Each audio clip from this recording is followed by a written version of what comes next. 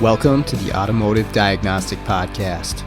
We're going to explore ways to sharpen our diagnostic skills, find learning resources, and hear from experts in the automotive field. This episode is brought to you by L1 Automotive Training and Keith Perkins. If you're looking for education on module programming, J2534, EEPROM work, key and immobilizer, electrical diagnostics, or drivability diagnostics, Keith has a website, l1training.com, that's got over 60 hours of training videos on all those subjects and more. When I first started out doing mobile, I utilized Keith's videos on module programming in J2534 in order to get my head wrapped around what I would need for the tooling, the computers, the software setups, what kind of obstacles I would be up against when I'm out there programming modules on cars. And it was a huge benefit to me. And I continue to use the training videos that he has on his website. So I strongly recommend checking out l1training.com. The link is in the show notes. Hey, what's going on, automotive world? Welcome to another episode of the Automotive Diagnostic Podcast. My name is Sean Tippett, and I'll be your host once again for this week's episode. Thank you so much for joining me. I've got a listener question this week. Somebody sent me an email, and he was curious to know, as far as automotive network and module diagnostics to go, what are some of the pros and cons to different automobile manufacturers, right? Who makes it easy? Who makes it difficult? What are some of the things that I like about each manufacturer when it comes to network diagnostics, right? I talk about network diagnostics a lot on the podcast. I obviously do a lot of it out doing the mobile diag thing. It's a thing that challenges a lot of shops. They don't want to deal with the problems. So we end up getting quite a few of those, of course, modern vehicles, more control modules, more networks, just by volume. We're going to see more problems with it. We are seeing more problems with it. You hear me talk about it all the time, but he was curious to know, and I do encourage anybody, if you got an idea for a show episode or a guest or anything like that, reach out to me. My email is in the show notes, or you can send me a message on Facebook, and I try to get back to everybody. But I do like the idea, so that's why we're talking about it. But he was curious to know, as far as the brands go, what's the good, what's the bad? And I started going through this, and today, what I'm going to stick with is specifically the big three domestic U.S. companies. So this is Ford, GM, and Stellantis, or Chrysler, whatever they're calling themselves nowadays. Reason being is once I tried to get into more brands, it became a little bit more cumbersome for one episode to fit everything in. But at the same time, I am the most familiar with these three brands. These are the ones that I deal with most often. And of course, it makes sense, right? They are the most common cars where I'm at. Of course, I see a lot of Asian and European vehicles, and they do have their share of network problems, some more than others, right? Toyota and Honda, for instance, there's a large amount of Toyotas and Hondas where I'm at, Lexus, Acuras. We just don't see as many network problems with those vehicles. Now, is that specifically the way that they were engineered and designed? Very possibly. We just don't get called in. Now, occasionally we do, and sometimes we got to go through that, but it's not nearly as common as the Ford, GM, and Chrysler stuff that we're dealing with. And again, could just be volume. If there's more of these vehicles out on the road, you're going to see more problems with them. A GM or Chevy Silverado, GMC Sierra, or Ford F-150, probably the most common vehicles where I'm at. If you go down the road and you look at the vehicles, those are super, super, super common. And then it's Jeep Wranglers. And I mean, there's a wide variety, and we see a wide variety. But again, these are the ones that we're dealing with most often when we're getting calls into shops for network problems. Now I'll talk about the different manufacturers and why I think some of these might be more susceptible to network problems than others. Either way, these are the three brands I'm going to be talking about today. And if you got questions on, another brand specifically, could definitely cover that in a separate episode, right? Like Nissan and their infamous U1000 code. I guess that's the one Nissan thing I'll talk about today is I hate that code because it doesn't give you any direction at all. It's just a module that says, hey, I can't communicate with something, but I'm not going to tell you what. And I'm just going to say, hey, there's a communication error. That's it. Good luck. Have fun. And we get a little bit of that with these brands too, occasionally. Maybe an invalid data code where there's nothing pointing you to what piece of data is invalid. Just says, I don't like something, figure it out. We get that. But anyways, I'm going to go through some tips and tricks today that I use when I'm going through network diagnostics of these three brands. And hopefully this will be helpful to you. There is a video. I have a YouTube channel. I don't do a video every week. Kind of just depends on the content that I'm going through and the time I have available in a particular week, whether I make a video or not. I am making a YouTube video this week. So if you want to follow along, there's some pictures and that can be helpful if you're utilizing service information. I'll have some pictures up. I'm going to be using ALLDATA here for the pictures, and I want to make sure that I give credit to ALLDATA. I have their permission to use some pictures from their service information.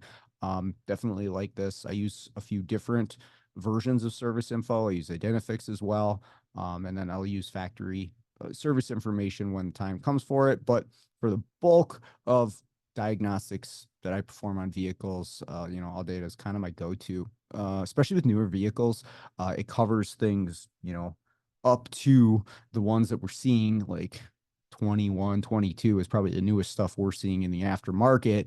It's got diagrams, it's got info, it's got everything you need.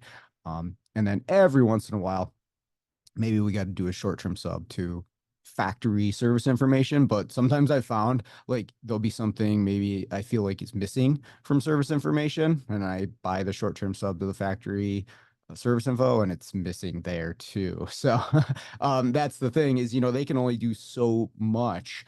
They can only take what was originally put in service information and put it in theirs. And if it was just not there in the first place, well, it's not going to be there in the aftermarket as well. But overall, I think they do a great job. So anyways, the stuff you see here, I just want to make sure, give credit to ALLDATA here.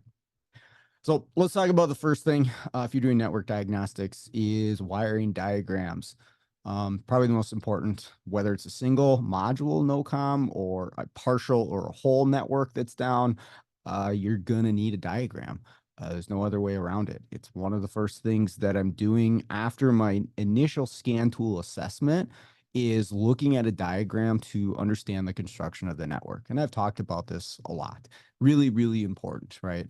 How is this network constructed? Maybe what module am I trying to communicate with and can't? What network does it live on or talk on or networks, right? How many networks are on the car? Is there a gateway module? All that stuff. And there's various ways you can figure that out. Talk about a little scan tool stuff here as well. But a diagram is such a good way to get an overall view of the network and how it's set up.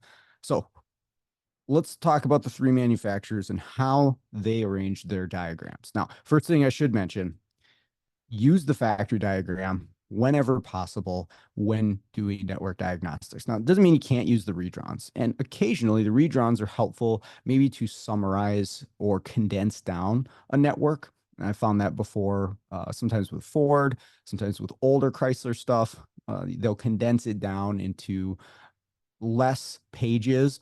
Sometimes with the Ford networks, you got to go through pages and pages, and same thing for the older Chrysler network stuff. You got to go through pages and pages of it to get the whole thing. And realistically, you'd have to print it off and, put all the diagrams together if you wanted to see them, in one shot, all of it in front of you. Sometimes the redrawns can help you there, but for accuracy and just seeing everything that's actually there, the factory diagrams are my go-to when it comes to network diagnostics.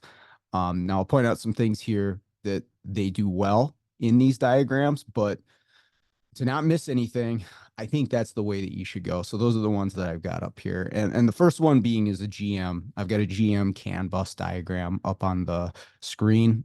I really do like the factory GM CAN bus diagrams. I think they do an excellent job of outlining the diagram. Now, I've talked ad nauseum about the style daisy chain CAN bus network that GM uses. So listen to a bunch of my other previous episodes and I talk about that and how to diagnose that.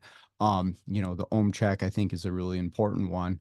Well, the diagrams really easily outline the flow of that network, which modules are in line to another module, right? And you'll have some, like there's a front view camera module here that is just its own separate leg off the network. It's not daisy chained in, but the distance sensing cruise control module is daisy chained in, right? So something happens to that distance sensing cruise control module could potentially take out the whole network. Even just a connector. And that's one thing, I mentioned, how many network problems I see with each manufacturer. I do think the way that GM constructs their networks physically plays a role in how many faults that we see, right? This daisy chain style where they're all connected in series, if you will. Anything that happens to any wire in that system or any connector within that system has the potential to take down the whole network or at least a section of the network.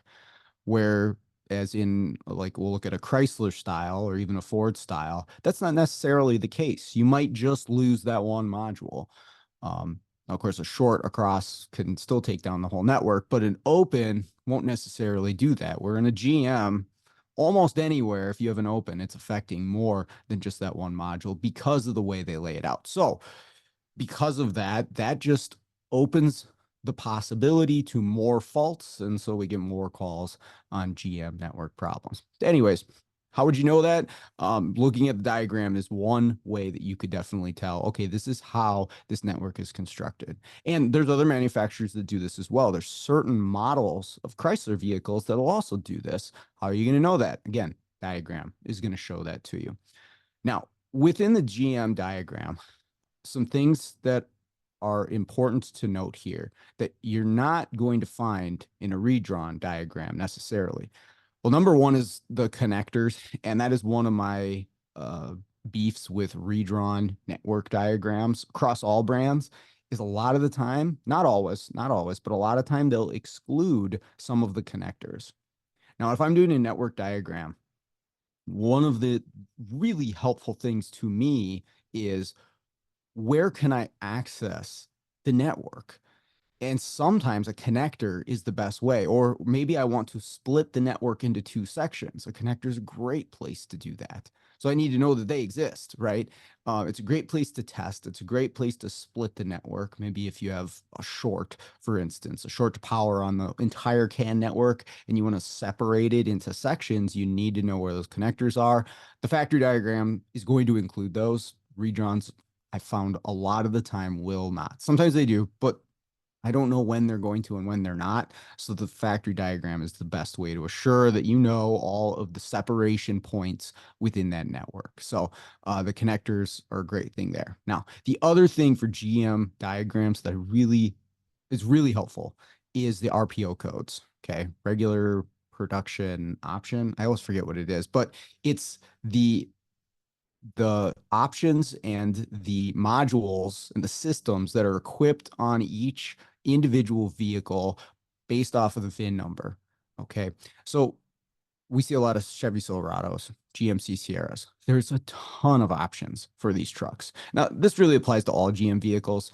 Most of them are going to have many different options depending on how the vehicle is constructed and sold. The RPO code is what determines that. And it's a 3-digit code like NJ2 or KSG or MR6. And they all mean something. Now, unless you're really, really well versed with GM vehicles, you're probably not going to know these by heart. But it's going to tell you, hey, if it has NJ2, you use this part of the diagram. But if it doesn't have NJ2, you're not using this part of the diagram. That might exclude modules from what you're looking at. That might exclude connectors. That might completely change the flow of the network. Again, they may outline this in redrawn diagrams, but for me, it is much easier to not only follow the diagram with the factory, but determine what my vehicle has. And here's how I'm going to do this. I'm going to take the RPO code that's on the diagram. The one I'm looking at here, it says KSG or minus KSG. And so that's how you use it. There's a little minus symbol before the RPO code. That would mean it's not equipped. It does not have KSG. I'm going to go to repairlinkshop.com, type in my VIN number, so the specific vehicle I'm working on, and then pull up the VIN attributes. And then I'm going to use Control F, and I'm going to type in the RPO codes. Okay, so if I type in the RPO code and it comes up within the VIN attributes, it's equipped with that particular one. So I would follow that on the diagram. If it doesn't come up with anything, I'm doing the minus. So it is not included in that particular vehicle based off of the VIN number. Okay, this makes it really quick to sort through the diagram and figure out what's equipped on it and what's not. So I really enjoy that about the GM diagrams, that they have the RPO codes, that in combination with a really helpful website, repairlinkshop.com, little Control F action, you can make quick work of deciphering. Now, when's this most important? Now, what's nice is I can do it from the driver's seat and see if something's equipped on the vehicle or not. But in a situation where I have no communication, like the entire network's down, I can't even get a sense of what's on the network or not through my scan tool. I don't know what modules are equipped and what modules aren't, especially on a Chevy truck where there's so many different options. Well, I can use this VIN attributes and again, make really quick work out of this. So VIN number, repairlinkshop.com, VIN attributes. That's a lifesaver, but utilizing the factory diagram and the RPO codes makes it real easy to get through. Now for Ford, again, factory diagrams here, they will split it up into different sections, but I think they do a really good job with the diagrams themselves. They'll break it down into the different networks, right? Vehicles nowadays, we're dealing with 3-4 different networks on a vehicle, maybe a high-speed CAN, a second high-speed CAN, a medium-speed CAN, maybe a single wire, although Ford doesn't seem to use those too often besides some Lynn buses. They've pretty much have gone to CAN everything, where as GM, you'll see a single wire low speed bus and then a CAN network or 3 that are equipped on there as well. But Ford does a really good job with their factory diagrams as well. Again, the only thing is they're going to split it up into multiple sections. So you'll have to click back and forth or open multiple windows. You can get creative with the way you want to arrange these. You can print them off. There's a whole lot of different ways that you can do this using like maybe a snippet tool and then putting them into arranging the pictures on your screen. A ton of different ways that you can do this when you have multiple pages instead of clicking back and forth and back and forth. You could pull everything up all at once. It just takes a little bit of work. Now, in Ford service information, again, this is all through all data, but when you're in looking up Ford, you're working on a Ford vehicle, you got that up. The other thing that you can find within Ford service information is a network topology. Now, this is different than a wiring diagram because it's not showing you wire colors. It's not showing you connectors necessarily. It's not showing you pin numbers.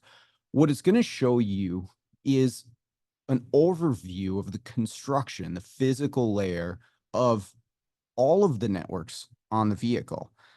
And this can be really helpful. Again, the diagram, it does a good job as well. But if you want a quick overview of how the networks, all of the networks on the vehicle are constructed and connected, this is what you want to take a look at. And I'll tell you how to get there in a moment, but let me explain what it is. Again, it's the topology, and you see all of the modules that could be equipped on that application. Now, here's the interesting part. If you take a look at this diagram, the modules are represented by squares with an acronym inside of them, like ACM or FCIM, HVAC, 4x4, ABS, things like that, right? APIM. The modules that are standard equipment, meaning they are equipped on every Ford, let's say this is a Ford Focus we're looking at, they are going to be outlined with a solid black line, and the ones that are optional equipment are going to be a dotted line. So you can take a look at it right there. And there's a way to do this within the scan tool as well. And we'll talk about that. But just from looking at this, you could say, okay, well, that's an optional module. Maybe I can't talk to that because maybe it's not equipped on this vehicle. Again, maybe VIN attributes might help you here, but we'll talk a little bit about that. But you can see which ones are standard equipment. You can see which modules exist on which network. The picture that I have up here has two networks. It's got a high-speed CAN and a medium-speed CAN. And you can see which modules are on the medium speed CAN easily and which modules are on the high speed CAN.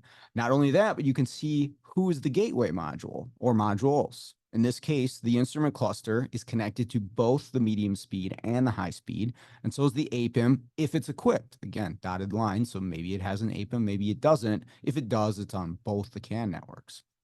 Here's another thing you can see quickly here, where the terminating resistors are within the network. You can see which modules have those terminating resistors, which can be really, really helpful.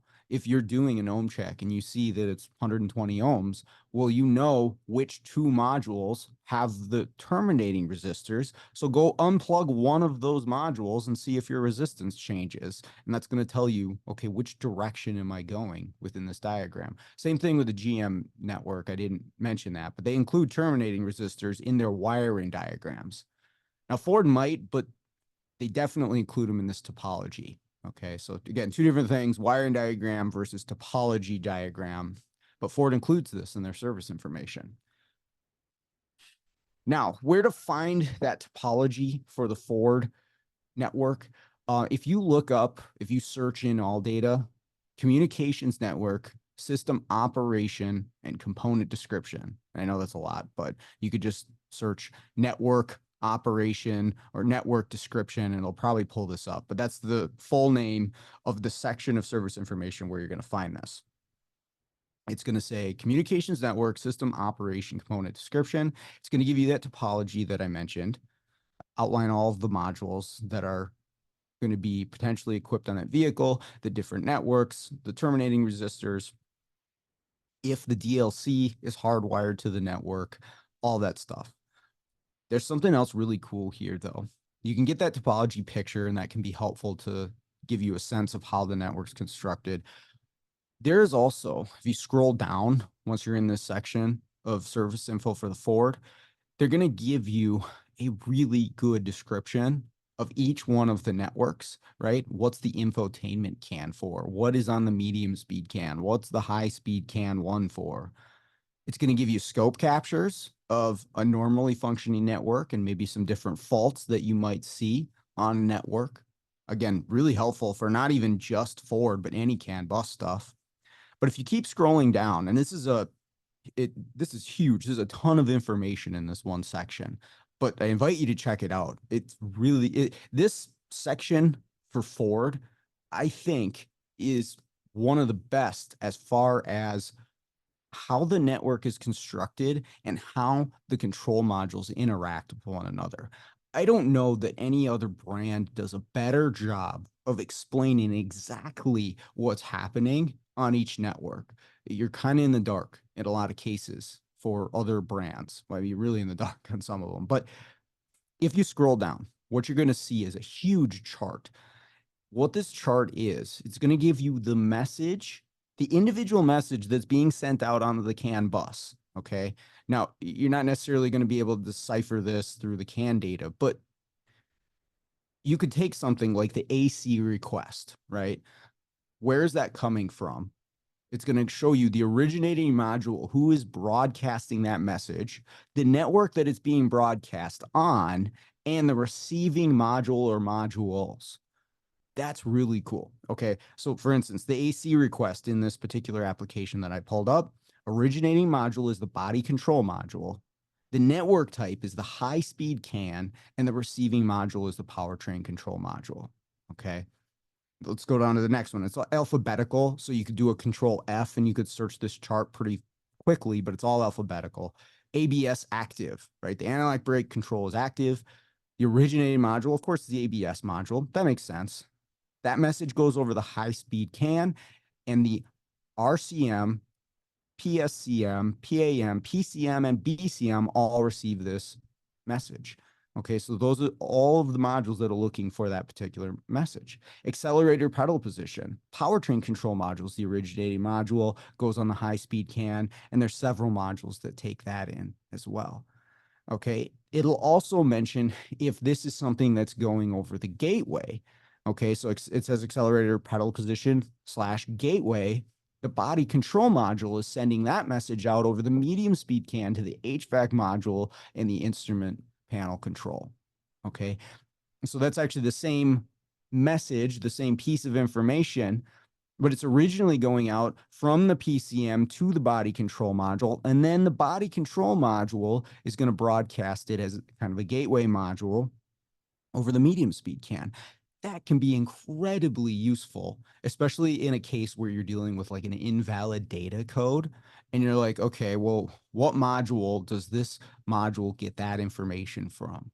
Or maybe you have a module not performing a certain function or setting a code that's related to something that's transferred over the bus. You can look exactly how that message gets from one place to another.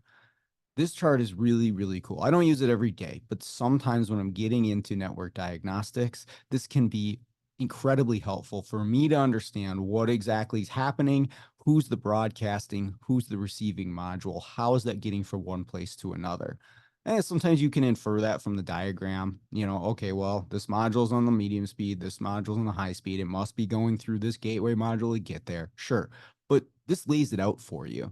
And again, you can Control F and search this document really quickly. So incredibly helpful. Check that out. Again, that's communications network, system operation, and component description in Ford. And you could do this in ALLDATA again. All this stuff I did through ALLDATA, of course, is probably available the same way through Ford Service Info, but I'm using aftermarket service information because I know a lot of us are here. I am happy to have Automotive Seminars as a sponsor for the show. Now, if you're not familiar, Automotive Seminars is a diagnostic technician training company. They've got a website that there'll be a link to in the show notes. And what they offer is top-notch training to technicians like us in the field. I've been taking their training courses for years and have got a ton of benefit out of it. They've got top-notch instructors, John Thornton, Scott Shotton, Scott Manna, and every other month they've got a 2-night course that you can sign up for. Join in, ask questions, and afterwards, you've paid for the course, you can access a recorded version whenever you want. You can rewatch the class 2 years later in case you wanted some details on it. And that is a fantastic feature. So make sure to check out the website to see what courses they have available and what's coming up in the future. A lot of us are here. Chrysler Diagrams, those are good too. Factory diagrams, definitely recommend those. They have all the connector locations, show you all the pinouts, the wire colors. Everything's good there too. I don't really have any issue. As you can see, if you're watching the video, it's hard to get all of the diagram into one picture. I only have about a third of it. So again, you'll have to get creative if you want to see all of it in one picture. But they kind of do it in a long diagram and you have to zoom in and scroll across if you want to see all of it. Now, if you notice in the diagram that I have up here, what's in the center of this, and this is a more modern Chrysler vehicle, is something called a star connector for CAN systems. And I guess I don't know exactly when they started this, probably somewhere in the neighborhood of 2014, 15. It might have been earlier than that. They started using star connectors, which are these green connectors that you find throughout the vehicle that are kind of like network splice packs or hubs for the connectors of the network. Now, they can have their own problems. They can be the source of the network problem. I just went through this on a charger where the star connector itself was the reason that we were setting network communication codes. You could bump this thing and get it to act up, and there'd been a couple body control modules replaced because of it. But the star connector ended up being the issue. So keep that in mind, Chrysler specific. But the really nice part about having a connector like this is being able to divide up the network into sections incredibly easily. All right. Now, you're going to have to use a diagram, figure out the wire colors so that you know which connector you're on. But you can unplug legs of the network right here at the star connector. And you could be watching with your scope if you want to, but this makes it incredibly easy to divide up the network. And I like that if I'm doing maybe a whole mod or whole network, no comm, nothing talks, I can separate legs of the network super easily. Of course, I have to find this and these connectors. And like I said, there's several throughout the vehicle. And if you're not familiar with a particular vehicle, you might have to do some searching. But just the fact that these exist are really helpful. Ford has used these on some vehicles, not star connectors, but like a splice pack. GM will use this on their low speed bus. You'll see some splice packs, and those have been used for quite a while, going back to the early 2000s, using the low speed single wire network comb. They're really helpful. Again, when you have an issue where something's affecting the whole network, you can break this up. Sometimes in the case of like a parasitic draw too, maybe there's nothing wrong with the network, but somebody's talking on the network and I want to figure out who. Being able to separate it into separate legs is really helpful. So if they have these splice packs or star connectors in the Chrysler application, really helpful to be able to separate things out. Now, finding these or any component in general, this is something else that I wanted to talk about as far as who does things right and what some of the advantages of the different manufacturers are. A lot of times in a network diagnostic, I need to find a connector. I need to find a module. I need to find a star connector or a network splice. How do I do that? GM has an A to Z component locator where you can pull this up. It's a master electrical component locator or A to Z index, and it's a really long list, A to Z, of all the modules, all the connectors. There's a few other things, splice packs, grounds, it's all in there. I'll use a control F and type in the thing that I'm looking for, and it's going to tell me the component, the acronym like X151. X is going to be connector in GM language. The other nice part is the number correlates to the location of the vehicle, right? So the smaller the number, the closer it is to the front of the vehicle. The larger the number, the closer it is to the rear of the vehicle. So you can get a sense of, approximately where on the vehicle it's going to be. Of course, I need a little bit more detail if I'm going to find it and test it. Well, that's where this index is going to help. It says for X151 in the engine compartment, left rear. Body harness routing, left front of vehicle. And then a lot of times there'll be a clickable link so you can see the connector pinout or a picture of the connector location. And most of the time that's helpful. Sometimes it's a little, it's tough to see, like, what am I actually looking at if it's redrawn and it's not that clear. But most of the time it's helpful enough for me to get to the component that I need to test. Again, where's this module on the car? I have no idea. I've never looked at this telematics module on this model. I don't know where they put it. This A to Z list is going to tell you on GM and does a pretty good job. So component locator, pretty easy to access. Now, if you're using Ford diagrams within ALLDATA, and I'm sure this is true of factory service information, I know it's true of a number of factory service informations, and it doesn't always transfer to the aftermarket, right? So if you're using ALLDATA, and I think it's Toyota actually. I could be wrong on that, but within the factory service information, there's clickable links within the diagrams to either bring you to another diagram or to pull up specific things like component locations and connector views. Well, using the Ford diagrams within ALLDATA, and I think you can do this on Identifix too, there'll be blue hyperlinks within the diagram that you can click on. So let's say I'm looking for a specific connector. I see it on the diagram. I want to know, where is this and what does it look like? With the Ford, if you click on that link, it's going to pull up a little pop-up. Let's say it's C251. There'll be a link that you can click on. It says connector face, and then a link that you can click on that says the location of the component. It'll bring up a picture. So if I click on that, it says behind dash panel, left side. I get a picture, and it says where it is on the diagram, and then it's pointing to it. Okay, it's in this dash harness. Or I could click on the connector face and it's going to pull up a pinout of that connector. That is so incredibly helpful to have right there, right? Not only does it help me find the connector, but of course I want to find the CAN wires within that connector, or maybe I want to know what else is going through that connector. Sometimes on Fords, they will run the same network through a single connector twice, right? You could think of it like an in and an out, but I need to be aware if I unplug that connector that I'm separating the network in two places. That's really important to know. So I can take a look at the connector pinout, give it a brief overview. Also, like, what else am I unplugging? If I disconnect that, am I killing power to the BCM when I'm unplugging this connector? Important to know if I'm just trying to separate out a network, right? But it's all right there. You click on it in the diagram, pops up location, pinout. That's fantastic stuff. I wish all of them were like that. And again, I know if you're utilizing actual factory service information, more manufacturers will have something like that, but GM and Chrysler don't, at least through All Data Identifix. So props to Ford there.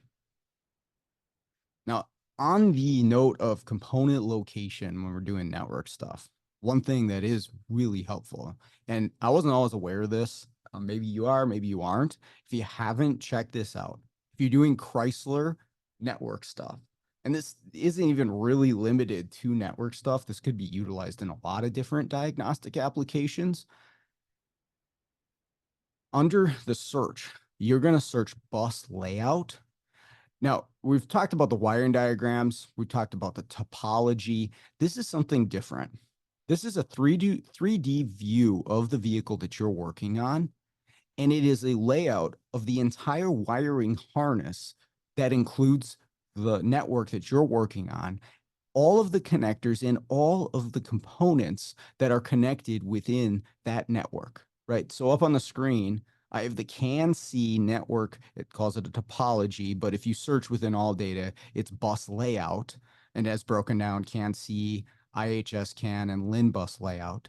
But it's the entire wiring diagram physically laid out in a 3D diagram on the car. And I think with factory service information, you can even rotate these. I don't know that you can do that on the All Data one, but it's a fantastic picture of like how the harness is routed throughout the vehicle, right? So you could look at this and say, oh, okay, this one goes under the carpet here and then comes out over at this section, and then it goes up, and then that's where my RF hub is. So not only you're getting component locations, but you're getting the harness routing. There's not a whole lot of manufacturers that offer something like this. And when I'm dealing with a CAN network, or maybe I've got an open or a short, this is incredibly helpful to know how the harness runs throughout the vehicle. Now, sometimes it's a little difficult to tell whether the component's inside or outside the cabin, but I mean, this is getting us a lot closer than a lot of other brands do when I'm searching through a network trying to figure out how things are connected or where they physically are on the vehicle. But you get connector locations here as well, and they actually will color identify the different harnesses. And there's a legend over to the side to tell you what all the different acronyms are, and one that shows, okay, this blue color is the body harness, the purple one is the chassis harness, and you break it down from there. But yeah, bus layout for Chrysler stuff, if you're doing network diagnostics, you got to check that out. Really helpful. The other thing Chrysler does really well, and they might be the best at this, in my opinion, is their scan tool. If you've never used YTech 2.0, the original YTech was good at this as well. The new one, just as good. The topology layout that you get within YTech is such a fantastic diagnostic tool, along with being, just a good scan tool overall. It's going to show you the entire topology of the vehicle. It's going to show you the modules that could be equipped on that car but aren't. They're going to be grayed out. There's a color scheme to this. Blue module is one that's equipped, communicating, no codes. They'll tell you if they need updates. Yellow's with codes. Red is going to be equipped but not communicating. All in one screen with live updates, right? So something goes offline, it will turn red immediately. This is the fastest, most accurate live update of a network via a scan tool that I'm aware of, that I've used. Maybe there's other manufacturers out there. I haven't used all of the factory scan tool setups for network diagnostics, but they really do a good job with YTech, in my opinion. So you can just have that topology screen up.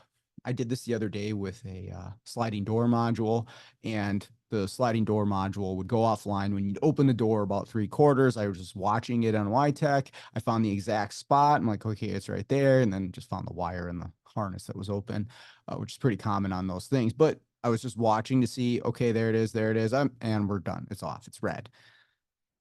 Super, super helpful. But you can use it for other things like updates and codes and all of that stuff as well. So YTech module topology, really helpful. It'll also show the topology of the network, like I mentioned with Ford, right? Ford, you can go into service info and find this. This is built in with a scan tool. It's showing you how things are laid out, whether you have a gateway module, if the DLC is hardwired to the networks, how the star connectors are going to be arranged. Again, there's not pinouts here, there's not wire colors, but you get a sense of which network each module is on and how the topology is constructed within that particular vehicle. And it's all based off the VIN because it identifies the VIN and it'll show you how it's set up, as long as everything's programmed and configured correctly, of course. The other really cool thing about YTech, and there's a ton of really cool stuff about YTech, but in regards to like module network diagnostics, is if you're looking in the data stream of a module, you could see the same data stream in an aftermarket scan tool, but from my experience, you won't see this. It's going to show you the name of the data PID, the value, the unit, and it will also have a category that says type. And it'll say there's a few different things it can say there, like sensors, but one of the options there is bus input. And that's really helpful. Kind of like what I was mentioning with the Ford chart that says, hey, this message is broadcast from this module over this network to this module. If it says bus input here, that's an indication to you that that data item is coming from another module over a network to that module. Now, it doesn't tell you exactly what or where it's coming from, but it can be helpful to know, is this a direct input to this control module, or is this receiving it from another module somewhere else on the network?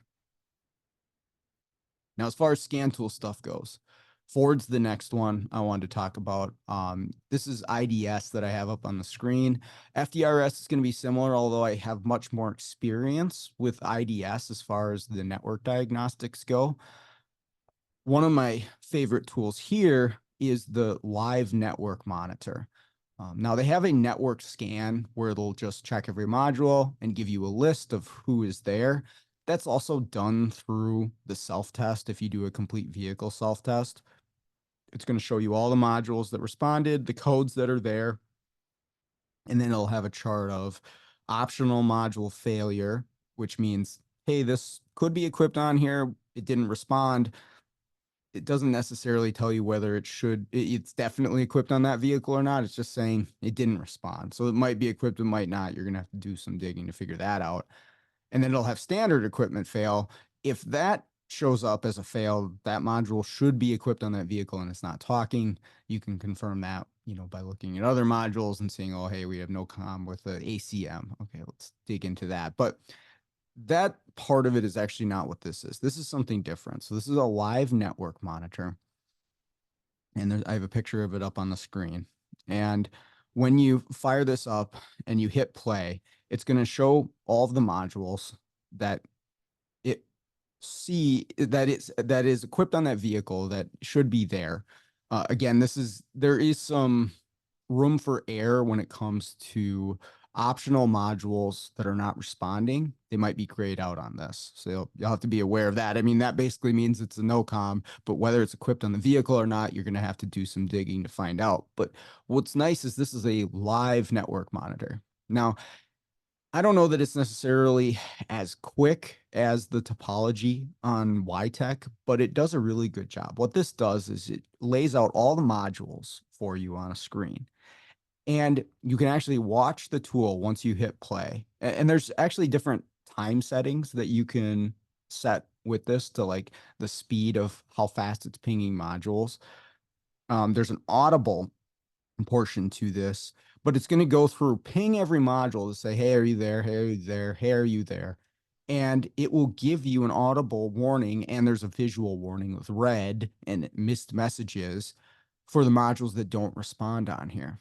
So the picture up on the screen here, the occupant restraint, the ABS, and the PCM were all giving me missed messages. And this turned out to be a relay that wasn't being activated. They all shared the same power feed, but you can go through and you can watch, okay, all these modules aren't responding. And maybe if you have an intermittent issue, this can help you, but it is a really quick way to just give an overview of like, okay, who's on the network and who is responding. So again, that's through IDS. It's live network monitor. You used to have to access this through the website version, but several years ago, they included it with just regular IDS. So a helpful tool that you're not going to see in aftermarket scan tools.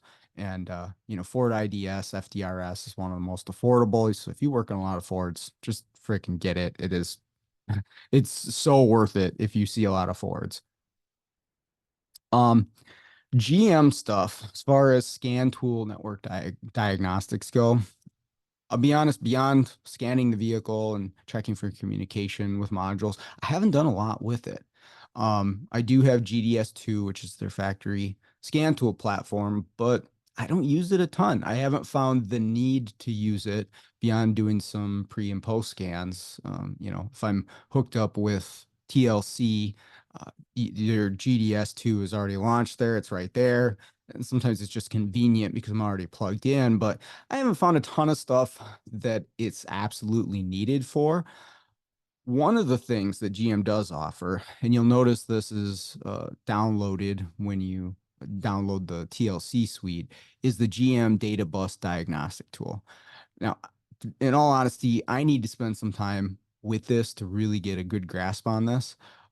Pedro Della Torre did a overview of this tool a few years ago at Vision, and he had some really cool stuff on it. So I don't know if he's got a class or anything out there on it, but he had some really cool uses for this in analyzing CAN bus circuit. And again, it's something that I need to spend a little bit of time on, but I think that does have some potential. So I just wanted to let you know that it is there. And again, this is factory scan tool stuff. You're not going to get this with like Autel or Topdon or anything like that, but it is something if you have an MDI2 and you download this onto your laptop, you can utilize it to assess the CAN bus of, various vehicles. So I did want to mention that, even though I don't use this particular application myself. Sometimes doing these podcasts, I get, going on this. I'm like, I need to get it. I need to actually spend some time with this thing. So that is on my long list of things that I need to do. So GM Databus Diagnostic Tool. All right. So that was brief, but that is it. That's covering the things that I really enjoy.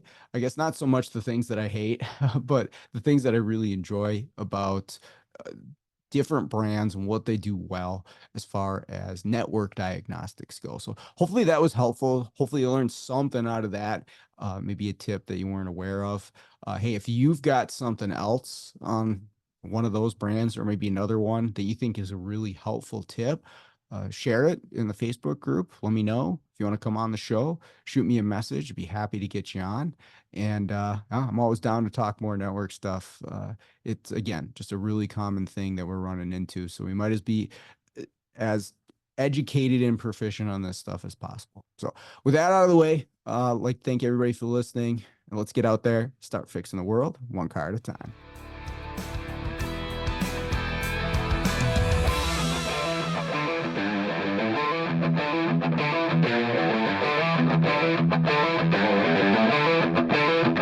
Yeah.